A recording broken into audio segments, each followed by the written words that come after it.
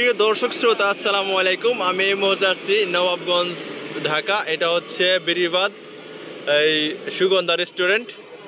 সুগন্ধার এখানে কিন্তু অনেক সুন্দর প্লেস, বিশেষ করে বর্ষার দিনে কিন্তু অনেক সুন্দর লাগে। চারপাশটা পানি দিয়ে থই থই করে। এই যে নিচে যে বোটটা খেতে দেখতে পাচ্ছেন, এখান থেকে কিন্তু পুরো চক কিন্তু পানি দিয়ে ভরা থাকে। তারই ঠিক চকের মাঝখানে একটা সুন্দর একটা পার্ক তৈরি করছে। পার্কটির নাম হচ্ছে সুগন্ধা চাইনিজ রেস্টুরেন্ট। ইদানিং এখানে কিন্তু বাচ্চাদের জন্য ঘোরাফেরার জন্য কিছু এই খেলনাই বানাইছে। কি বলে এটাকে? দোলনা, নাগরদোলনা, একটা চরকি। এই যে আমরা উঠছি এখানে, অনেক সুন্দর, কিন্তু খুব এনজয় করতেছি। আমি এই মুহূর্তে আনুমানিক 50 ফিট উপরে আছি। এখান থেকে কিন্তু পুরো পার্কটি মানে রেস্টুরেন্টটি খুবই সুন্দরভাবে দেখা যায়, খুবই ভালো লাগে। আজ 14ই ফেব্রুয়ারি। এখানে আমরা পুরো ফ্যামিলি ঘুরতে আসছি। আমি, আমার বড় ভাই, আমার মা, ভাবি, বাস্তি, আমার ছেলে, ওয়াইফ, সকলেই কিন্তু ঘুরতে এসেছি। 14ই ফেব্রুয়ারি ভালোবাসা দিবস উপলক্ষে ঘুরতে এসেছি এবং সারাদিন খুবই মজা করলাম।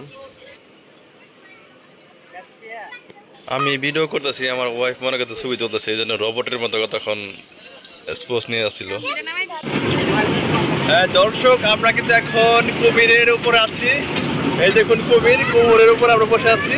এই যে কুমির, এই যে কত দর্শক আমাদেরকে দেখতেছে।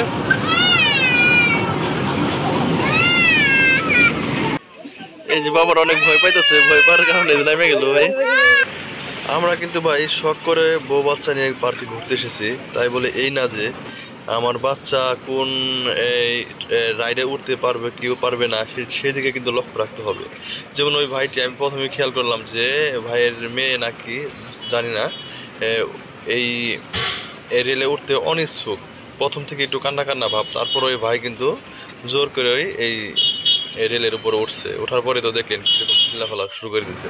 হ্যাঁ দর্শক শ্রোতা, আপনারা যদি এই রেস্টুরেন্ট বা পার্কে যদি আসতে চান, অবশ্যই আপনাকে টিকিট কেটে এর ভিতরে প্রবেশ করতে হবে। টিকিটের মূল্য হচ্ছে পার পারসন 30 টাকা করে। তারপরের ভিতরে এসে বিভিন্ন রকমের রাইড আছে। রাইডে কিন্তু আলাদা আলাদা প্রাইস, আলাদা আলাদা টিকিট কেটে তারপর আপনাকে রাইডে উঠতে হবে। তো ধন্যবাদ সবাইকে আমার এই ভিডিওটা ফুল দেখার জন্য।